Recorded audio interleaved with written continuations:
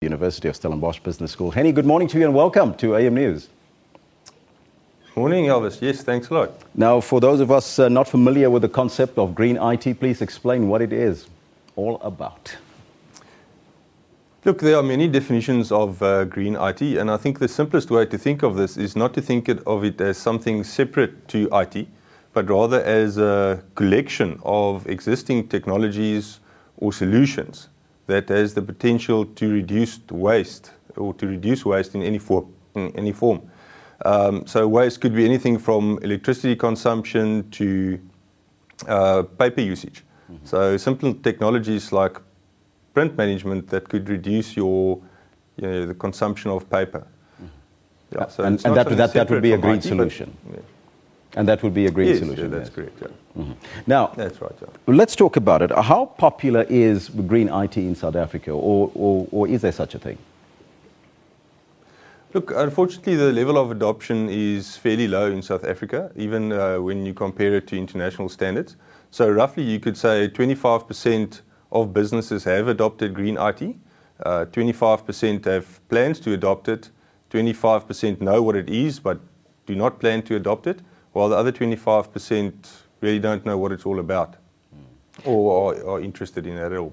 So is it about awareness, though, that people are not aware, or is it about implementation that they don't know how to go about doing it?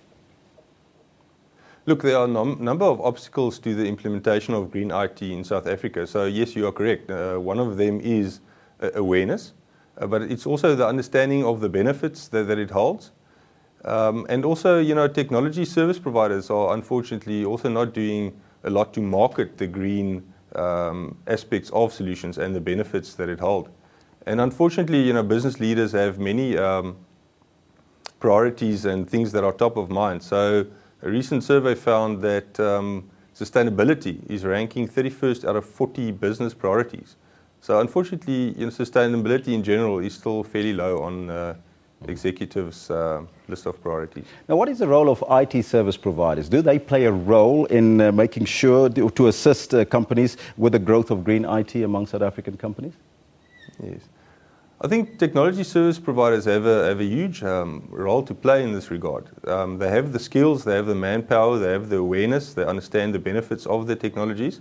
So certainly their role would definitely be to engage with their clients and to build the awareness of the green IT technologies that are out there, to sit with the company and to see in context of their IT environment what the solutions are that would be applicable to them. And then, to guide them through a process of filtering out the technologies, which ones would be applicable to their business, and to, assist with the implementation thereof. So I see technology service providers have a huge role to play in this regard. Mm-hmm. Now, so for instance, and I just want to get to an example, a practical example. Here at the SABC, we use a lot of paper. So if we had to go paperless, that would be a green solution, would it? Absolutely, and it's a very good example because studies have found that a large proportion of printouts that are sent to a printer that is maybe remote and you have to walk and go and pick it up, a large percentage of those printouts are never even collected. So absolutely, the print management solutions, simple things like double-sided printing could have a huge saving for the SABC. Mm-hmm. Now, could green IT also be part of the solution to the power shortages and the problems that we have in the country? Yes, look, some scientists compare the carbon footprint of IT to that of air travel. That's enormous. So. Mm-hmm. So absolutely, if we were to implement that, it would certainly filter through in terms of reduced electricity consumption. But unfortunately, I can't quantify for you exactly what that would be. But certainly, I would see it as part of the solution to reducing our overall electricity demand. Now, does green IT only apply to businesses, or can we apply it to private dwellings and private households as well? Look, one of the things I found that was that the adoption of green IT and the planned adoption of green IT rose with the size of the organization. So there's obviously some perceived incremental benefit to larger organizations. So what I would say in terms of the household is having a green mindset along the lines of saving water, of switching off your plugs when it's not in use. So similarly, you could also apply that mindset to technology, you know, unplugging your chargers when you're not using it, switching off your desktop when you're not using it, and just printing on double-sided. So it's more of a behavior, I would say, than applying specific technologies, Elvis. So you would argue that there's a definite benefit for companies that engage in green IT?